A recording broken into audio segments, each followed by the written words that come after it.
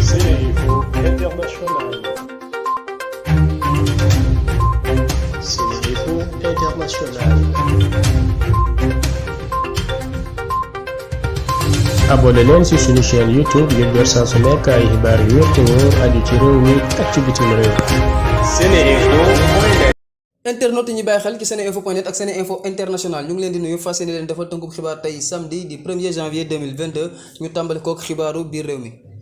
président Macky Sall nag démb gannaaw bi nga xamee ne mu ngi doon def lii di message à la nation moom nag wooteek jàmm jëmale ci élection yi nga xam ne moom lañ dëgmal. muy élection locale yi nga xam ne mu ngi war a am ci weeru janvier bi wante itam élection législative yi nga xam ne mu ngi war a am juin 2022 moom nag nee na ute ay gis-gin mën na am kujje itam mën na am wante ku ne na sàmm jàmm ji nga xam ne moom lañ xam fii ci Sénégal.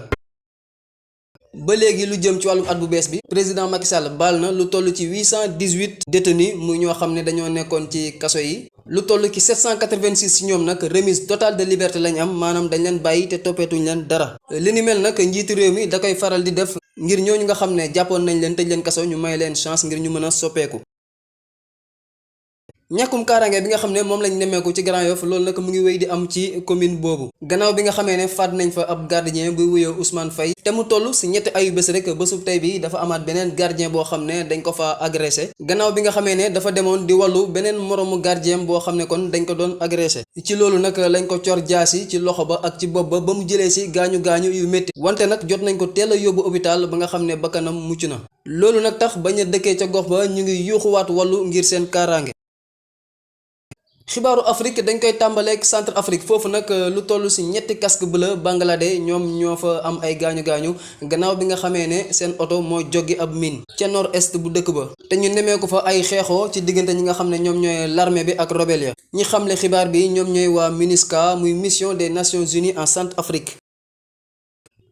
ca Guinée ka fa nekkoon njiitu réew di Alpha Condé nga xam ne ñii di soldats ñoo ko jëlee ci nguur ga le 5 septembre bi ñu génn jox nañ ko ndigal ngir mu dem bitim réew nemmeeku ji wér-gi-yaramam loolu nag mu ngi am gannaaw bi nga xamee ne militaire ya yor nguur ga séq nañ waxtaan ak ñi nga xam ne ñoom ñooy waa CEDEAO. ca Inde lu toll ci 13 personnes ñoo fa ñàkk seen bakkan gannaaw bi nga xamee ne ab buuxante moo amoon ci benn sanctuaire religieux muy bërëbu jaamokaay bésub samedi bi mbir mi nag mu ngi amee fa ñuy woowee Cachemire indien.